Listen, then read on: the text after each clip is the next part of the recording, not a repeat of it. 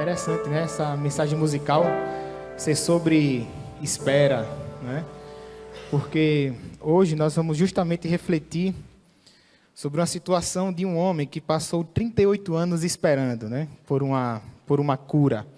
38 anos ali no tanque de Betesda, esperando a cura para a sua enfermidade. Então, abra sua Bíblia, lá no Evangelho de João, no capítulo 5, versículos de 1 a 9, nós iremos ler. Evangelho de João, capítulo 5, do 1 ao 9.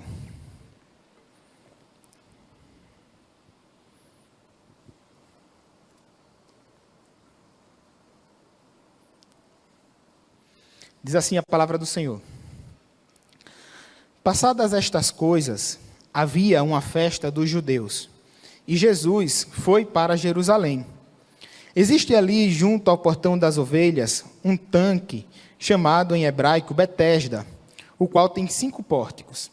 Nestes jazia uma multidão de enfermos, cegos, coxos e paralíticos, esperando que a água se movesse, porque um anjo descia de tempos em tempos, agitando-a, e o primeiro a entrar no tanque, uma vez agitada a água, sarava de qualquer doença que tivesse.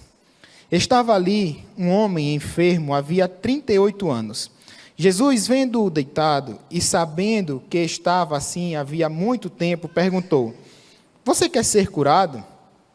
O enfermo respondeu: Senhor, não tenho ninguém que me ponha no tanque quando a água é agitada. Quando tento entrar, outro enfermo chega antes de mim. Então Jesus lhe disse: Levante-se, pegue o seu leito e ande. Imediatamente o homem se viu curado e, pegando o leito, começou a andar. E aquele era dia de sábado. Palavra do Senhor. Que Deus aplique a sua palavra em nossos corações. Irmãos, algumas vezes foram feitas algumas pesquisas, né, em igrejas, isso aconteceu mesmo, perguntando qual era o livro da Bíblia que as pessoas mais gostavam, né, e o primeiro lugar foi justamente o Evangelho de João. Isso aqui é um dado um tanto quanto interessante, porque eu mesmo posso pensar em alguns motivos pelo qual o Evangelho de João é o livro preferido da maioria dos cristãos, né, vamos dizer assim. Por quê? Porque primeiro nele tem um versículo que eu acredito que todo mundo sabe decorado. Qual é? João 3,16. Precisa projetar não, né? O que é que diz? Amou o mundo de tal maneira para que todo aquele que nele crê não pereça, mas tenha a vida eterna. Não é? Isso aí, na verdade, irmãos, é o resumo de toda a Bíblia. É o resumo de tudo que a gente vê, desde o Antigo até o Novo Testamento. É o resumo de todo o plano de salvação. O amor de Deus que se revela através da entrega do seu Filho Jesus para nos salvar. Mas eu acredito também, irmãos, que o modo como João apresenta Jesus é muito peculiar. Porque quando João escreve o seu evangelho, ele estava, na verdade, na cidade de Éfeso. E o objetivo dele era justamente evangelizar os gregos. É diferente de Mateus, que visa a evangelização dos próprios judeus. João escreve para que os gregos pudessem ser evangelizados. E é interessante porque João começa o seu evangelho justamente falando: no princípio era o verbo, e o verbo estava com Deus, e o verbo era Deus, né? O logos no grego, o verbo, a palavra, o logos, irmãos. E o logos era justamente algo que os filósofos viviam buscando. Principalmente um filósofo que era bastante reverenciado, apesar de já ter morrido no tempo de João, que era Heráclito de Éfeso, foi um dos primeiros a sair em busca desse logos. E aí João chega para eles e fala: olha, essa palavra, essa razão que vocês estão buscando, é o próprio Jesus Cristo, é o próprio Deus, não é, que se fez homem. Mas eu acredito também, irmãos, que João, ele sendo o mais novo de todos os apóstolos, aprendeu o que todos nós devemos aprender quando buscamos evangelizar as pessoas, que é o fato justamente de se aproximar da cultura daquele povo. João, se ele estava lá em Éfeso, ele estava com uma missão, e ele faz questão de falar de Jesus Cristo de uma forma que aquelas pessoas pudessem, não é, entender. Ele conhecia a realidade daquele povo. Ele conhecia a realidade das pessoas que ele estava evangelizando. Por isso, então, que ele escreve de uma forma bastante peculiar, para que os gregos também pudessem ser evangelizados. E se você perceber, no versículo 1 que nós lemos, o próprio João fala assim, que tinha chegado o tempo de uma festa dos judeus. Os judeus estavam celebrando uma festa, ele não especifica qual é a festa, por quê? Porque para o grego não fazia nenhuma diferença. Se fosse Mateus, provavelmente Mateus ia dizer que era Páscoa, que era a festa dos tabernáculos, que era a festa da dedicação, alguma festa já lá instituída no Antigo Testamento. Mas João não especifica a festa que Jesus estava agora indo celebrar. Até que ele vai e começa a falar aqui do tanque de Betesda. E eu sei que provavelmente você tem algumas perguntas sobre o tanque de Betesda, porque é um texto de realmente não é tão fácil interpretação o que acontecia ali naquele tanque. Mas primeiro de tudo, nós precisamos entender que nos tempos de Jesus, existiam os lugares conhecidos como banhos públicos. E na Bíblia são relatados 2 lugares que serviam como banhos públicos, que é o tanque de Siloé e o tanque de Betesda. Esses tanques, irmãos, serviam para que o povo judeu pudesse cumprir alguns rituais de purificação. O tanque de Siloé provavelmente ficava na entrada da cidade. Então, os peregrinos que saíam das suas terras, das suas casas, eles para entrar em Jerusalém, eles precisavam se lavar, se purificar, para então entrar ali na cidade. E o tanque de Betesda ficava, há quem diga, numa parte mais alta ali de Jerusalém. Só que o que a Bíblia fala aqui é que lá no tanque de Betesda existiam coxos, cegos e paralíticos. Pessoas que estavam, de alguma forma, ali esperando uma cura. A gente olha aqui para o tanque de Betesda e a gente já começa, irmãos, a perceber ou tentar imaginar como deveria ser aquele lugar. E talvez hoje você seja uma dessas pessoas. Talvez hoje você seja uma das pessoas que está no tanque de Betesda, esperando uma cura, talvez esperando a solução de um problema, talvez esperando uma resposta. Talvez você esteja lá, no tanque de Betesda, esperando que alguém estenda a mão para você, para ajudar você a se levantar. Se você é uma dessas pessoas que está lá no tanque de Betesda, eu vou usar uma expressão bem popular aqui. Não atire para todos os lados. O que é que eu estou querendo dizer com isso, irmãos? A palavra Betesda, em hebraico, significa casa de misericórdia. Mas, por incrível que pareça, a grande verdade é que estava totalmente longe de representar a misericórdia de Deus. Porque existem indícios, e alguns estudiosos falam isso, que, na verdade, o que acontecia ali era um verdadeiro sincretismo.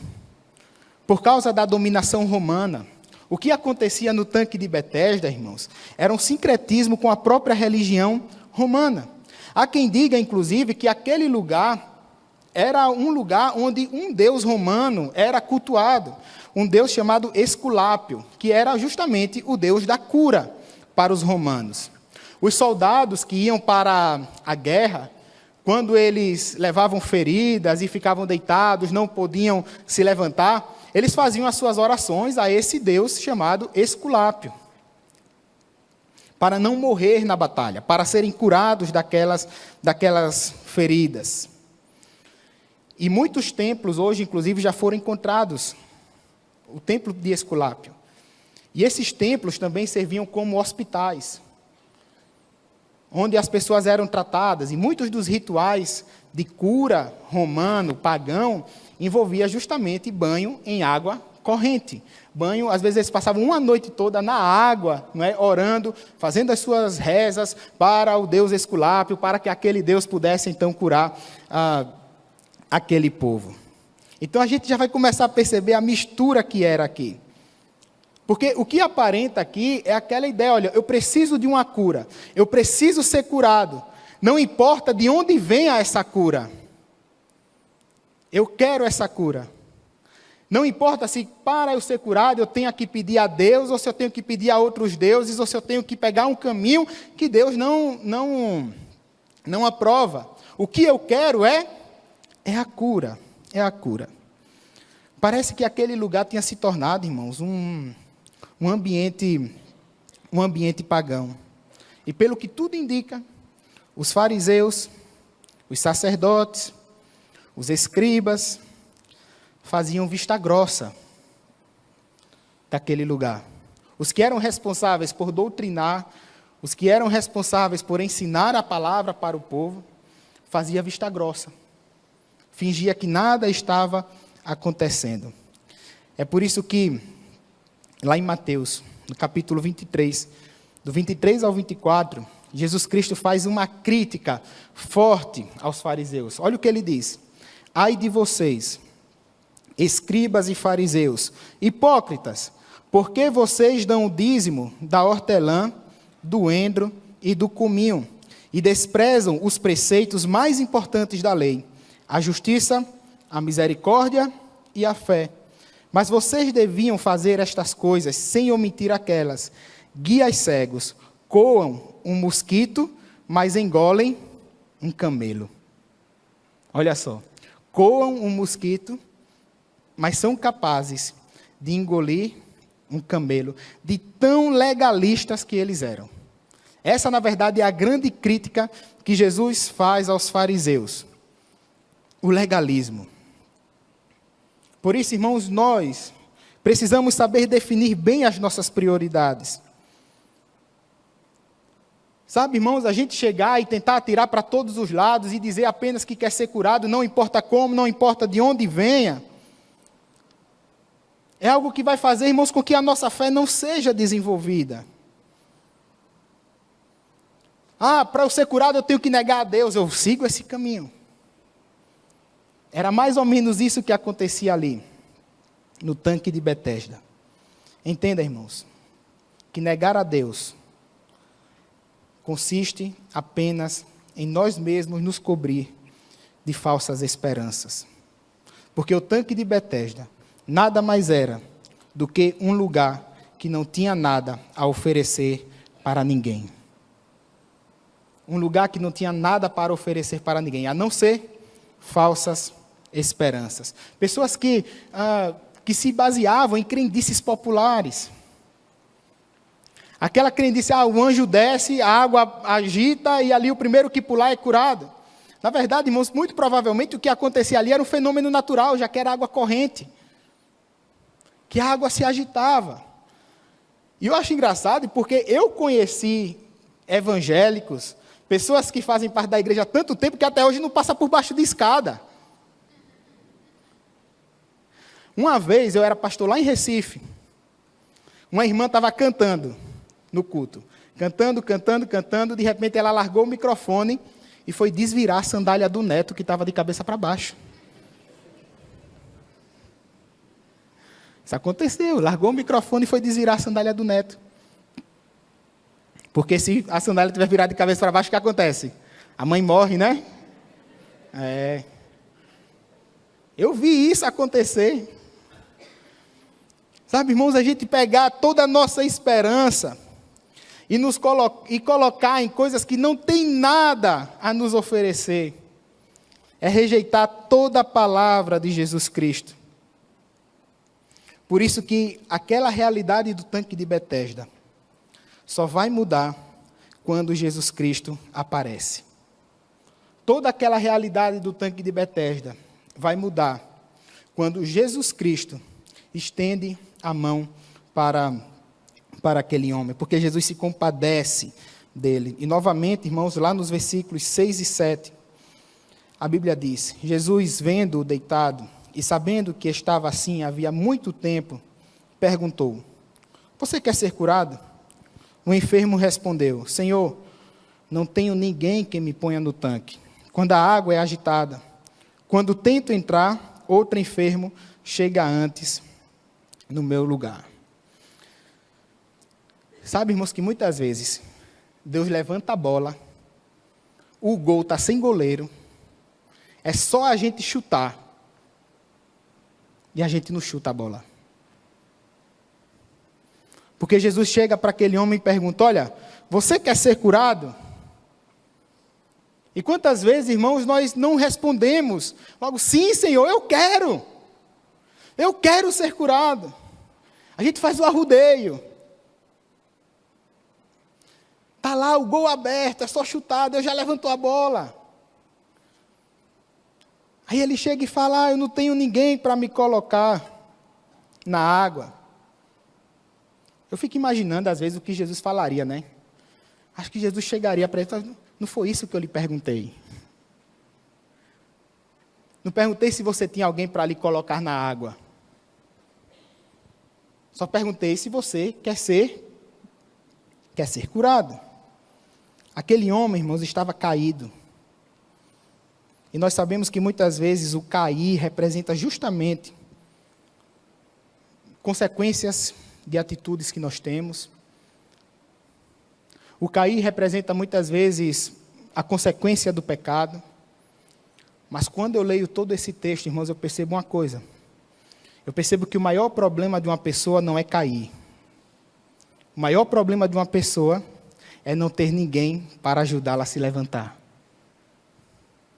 Esse é o maior problema. Não é cair, mas é estar sozinho. É não encontrar ninguém que possa estender a sua mão para levantar.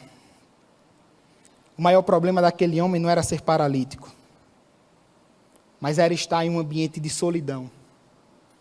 Apesar de tantas pessoas ali ao redor dele, ele se cobria das falsas esperanças que aquele lugar prometia. Falsas esperanças em um lugar que não tinha nada para oferecer para ele. E muitas vezes nós preferimos continuar no tanque de Betesda do que responder a Jesus se de fato queremos ser curados. Muitas vezes nós preferimos continuar caídos. Mas quando eu leio esse texto aqui, irmãos, eu vejo também uma outra perspectiva. Existe um outro lado. Eu lembro que eu tinha um amigo que ele era cadeirante, né? É uma pessoa com deficiência na escola. E ele, quando ele chegou lá na escola, ele andava de muleta. E o que eu acho interessante é que foi feito com a gente aquele trabalho de inclusão. E ele jogava bola com a gente, apesar de estar de muleta. E eu lembro que em uma das aulas de educação física, a gente estava jogando bola. Ele estava na área. E aí foi escanteio, cruzaram, a bola veio alta, ele pegou a muleta, bateu e foi gol. De repente ele começou a chorar, o primeiro gol da vida dele. Irmãos, quem era a favor, quem era contra, quem era do mesmo time, quem era do outro time, saiu correndo.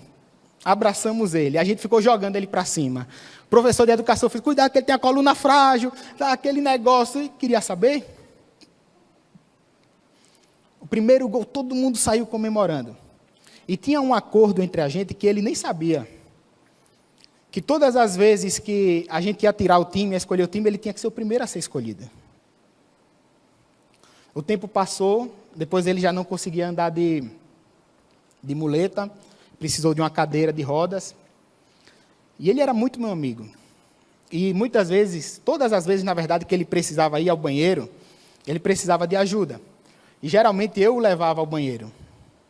E eu gostava, primeiro porque era um tempo em que eu podia conversar com meu amigo, e segundo, eu matava a aula. Né? Matava a aula. Só que, até chegar ao banheiro, ele muitas vezes me pedia para eu ir segurando ele na cadeira de roda e sair correndo. E o juiz era no dedão do pé. Vamos. Fiz isso várias vezes. E eu perdi a conta de quantas vezes eu derrubei aquele menino da cadeira de roda. Quantas vezes eu derrubei. Só que o que era engraçado era que todas as vezes ele caía sorrindo. E eu imagino que era porque ele acreditava que, como eu derrubei, eu ia pegar, ajudar ele a levantar e colocar de volta para continuar correndo. O problema não é cair. Cair é algo que faz parte da nossa vida. O problema é quando nós não encontramos pessoas para pegar nas nossas mãos e nos ajudar a levantar. Por isso que existe também esse outro lado. Porque Cristo chamou a sua igreja, Cristo chamou a cada um de nós para a gente estar lá no tanque de Betesda. Não caídos naquele lugar, mas para termos a mesma atitude de Jesus Cristo. A atitude de ajudar pessoas a se levantar. Muitas vezes, irmãos, nós nos contentamos com o conforto dos bancos de uma igreja, nós nos contentamos com o conforto de um ar-condicionado, com o conforto de ouvir uma boa música, com o conforto de ouvir a pregação da palavra de Deus. Mas Cristo não chamou ninguém para estar confortável, irmãos. Cristo nos chamou para estarmos lá, no tanque de Betesda. O nosso chamado é muito mais para fora do que para dentro da igreja. Jesus critica os fariseus. Vocês dão o dízimo do hortelã, dão o dízimo de tudo, e vocês estão certos fazendo isso. Mas vocês rejeitam o principal da lei, que é a justiça, a misericórdia e o amor. A justiça, a misericórdia e o amor. Coa um mosquito e engole um camelo. E sem contar que ainda faziam vista grossa de tudo que acontecia ali. E eu percebo, irmãos, que infelizmente o legalismo farisaico não ficou lá naquele tempo de Jesus, não. Infelizmente, ainda hoje nós vivemos. A nossa tolerância, irmãos, para a imoralidade faz com que o tanque de Betesda esteja cheio de gente caída. E sim, boa parte, irmãos, da culpa do tanque de Betesda estar cheio de gente caída é nossa. Porque não estamos lá oferecendo a nossa mão, oferecendo o nosso ombro para pessoas se levantarem. Porque a gente prefere e se contenta em simplesmente ficar sentado na igreja. E não se contenta em chegar lá, pagar o preço da evangelização, pagar o preço de ajudar a pessoa a se levantar. Não queremos pagar o preço de agir simplesmente como Cristo agiu. E esse legalismo dos fariseus, irmãos, era algo que justamente que chegava assim a um extremo. Porque veja lá a reação daquele povo. Depois que o homem é curado, versículos 10 e 11, diz assim: por isso os judeus disseram ao que tinha sido curado: hoje é sábado, e nesse dia você não tem permissão para carregar o seu leito. Ao que ele lhes respondeu: o mesmo que me curou me disse: pegue o seu leito e ande. Isso aqui é uma atitude do legalista. Ele não se alegra com a cura do outro. Ele se preocupa com o sábado. Ele não se alegra porque aquele homem estava 38 anos sem andar, se enchendo de falsas esperanças. Conseguiu a cura, encontrou Jesus Cristo, mas não, ele vai se preocupar porque o cara estava com o leito debaixo do braço. Isso é atitude de fariseu. É atitude de legalista. Era lá o povo que se preocupava com a guarda do sábado, mas não se incomodava com as práticas pagãs do tanque de Betesda. Infelizmente, irmãos, esse tipo de coisa acontece muito. Não ficou apenas no passado. Às vezes nós somos tão zelosos em criticar, por exemplo, o relacionamento homossexual, que a gente sabe que sim é pecado, que é errado, que não é o ideal de Deus para o ser humano. Mas muitas vezes a mesma pessoa que critica o homossexual tem relação sexual antes do casamento. A mesma pessoa que critica o homossexual é aquele que vive em adultério. É aquele que tem vício em pornografia. Qual é a moral que tem para falar de qualquer que seja o pecado? Tão zeloso com o sábado, mas tão tolerante com todo tipo de imoralidade. Tão zeloso com coisas que muitas vezes não fazem diferença em nada na nossa vida. Muitas vezes nós criticamos toda a imoralidade que existe no nosso país. nos incomodamos, falamos, vamos para as redes sociais brigar. Mas percebam, irmãos, que a tolerância do crente, por exemplo, para palavras de baixo calão tem aumentado. Da boca não sai nada que edifica. Não sai nada que edifica. Só se preocupa com a imoralidade dos outros e tolera a sua própria imoralidade. Tão zeloso com o sábado e tão tolerante com a imoralidade.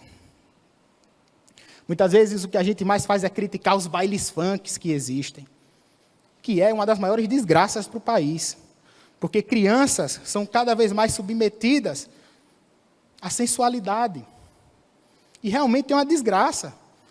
Então nós criticamos às vezes esses bailes funks, mas muitas vezes quando nós vamos fazer uma festa, pegamos uma caixa de isopor que nem cabe do nosso carro, enchemos de gelo, enchemos de bebida alcoólica, e o que a gente faz não é nem uma festa de aniversário, é uma verdadeira farra.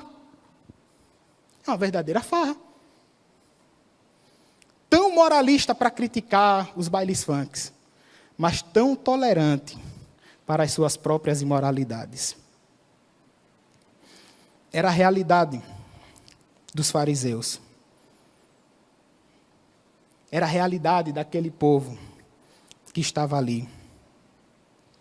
Sabe o que é interessante, irmãos? É que depois o próprio Jesus se encontra novamente com aquele homem que era paralítico. E olha lá o que ele fala, lá no versículo 14. Mais tarde, Jesus o encontrou no templo e lhe disse: olhe, você foi curado.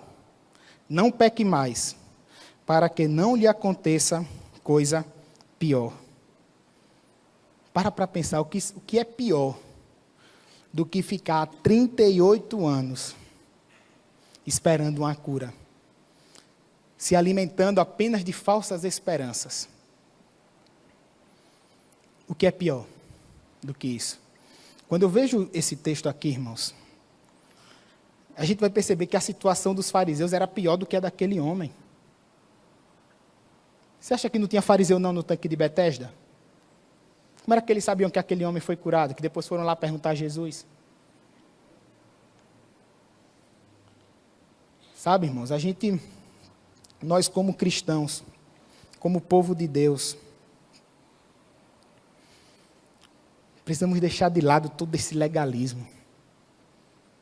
Preservar sempre, incondicionalmente, os princípios bíblicos que nós cremos que são eternos. Isso a gente não discute. A gente preserva. Mas é ter devoção por aquilo que a gente crê. É crer para pregar para outras pessoas. Pregar para outras pessoas. Para que a esperança também chegue em lugares de falsas esperanças. É pregar com todo o nosso coração, com toda a nossa alma. É entrar no tanque de Betesda, por mais que seja difícil. E estender a mão para pessoas que estão caídas. É nisso que consiste o Evangelho. O apóstolo Paulo fala que o reino de Deus consiste nisso.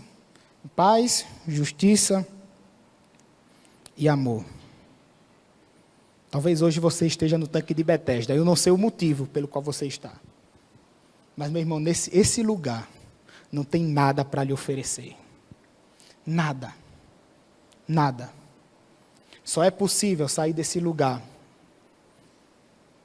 se você encontrar o próprio Jesus Cristo.